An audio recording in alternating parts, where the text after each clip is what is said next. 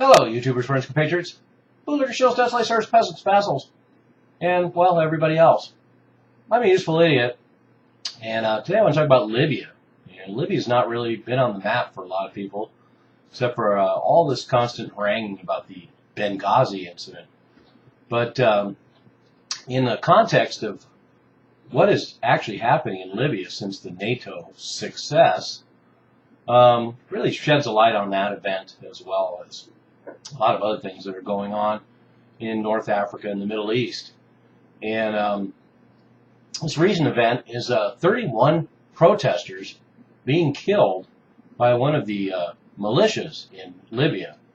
This is a pretty dramatic event, so I'm covering it for that reason, but I'm also obviously going to put it in context of the whole picture, because the whole picture is basically Libya is being boasted as a success by NATO. And although there are signs that there could be some good things happening in Libya, it's hard to tell right now. We had, like I say, 31 protesters were killed storming a main camp of Libya Shield, which is a largely Islamist grouping of militias that are paid by the government to help maintain security. The protesters were demanding that the militias submit to the full authority of Libya's security forces or lay down their arms. This kind of reminds me of the situation we had in Iraq as well. We had the Iraqi military, but we also had these religious Sunni and Shiite militias to deal with. And of course, that was a handful after the occupation, or certainly during the occupation. But in Libya, this is quite a situation, and it's hard to see how they're going to work their way out of it. There's 300 militias, and they're generally aligned with Al-Qaeda and extremist Islamist groups. And as I've mentioned in other videos, there's a steady flow of weapons and jihadis coming out of Libya and entering all the other countries in that region, including Niger, Chad, Mali. But the repercussions of this effort to rope in all these militias has led to some changes in Libya. High-level police officials have been assassinated, and security bases have been under frequent attack there. And there's a lot of pressure for autonomy for the eastern region, which Bhengazi is in.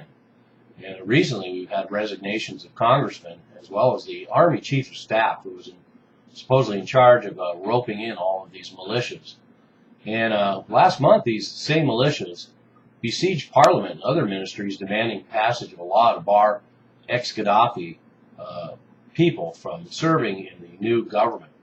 And then they even proceeded to go on to demand the Prime Minister resign. So what we see is that the militias are feeling a lot of power, and they are flexing it. And in fact, May 5th, that anti-Gaddafi regime members' law was passed and went into effect about 5 days ago.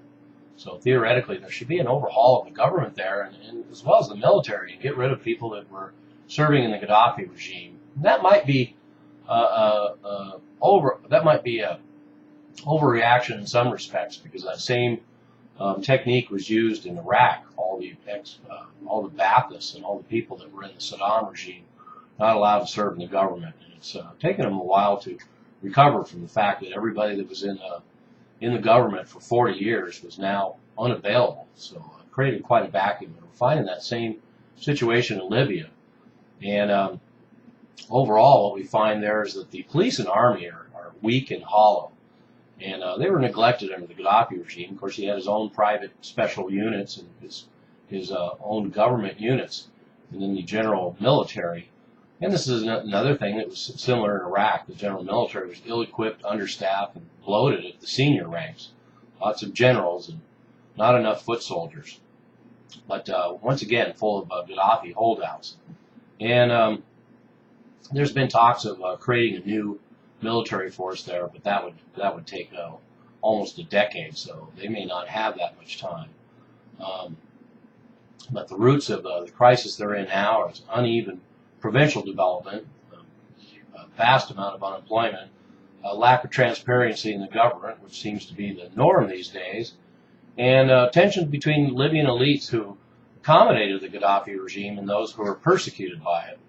And these are not problems that can be fixed by the military. So they have a infrastructure and kind of a national mentality that needs to be addressed.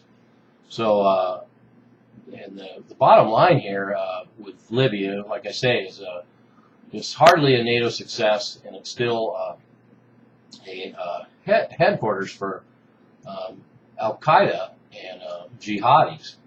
And militias there are increasingly a law unto themselves, pursuing agendas that are regional, tribal, criminal, and sometimes Islamist. And that topic actually leads me to another video that I've been promising to do about the difference between Muslims and jihadis, and the idea that some of these people are just criminals. And this seems to bear that out.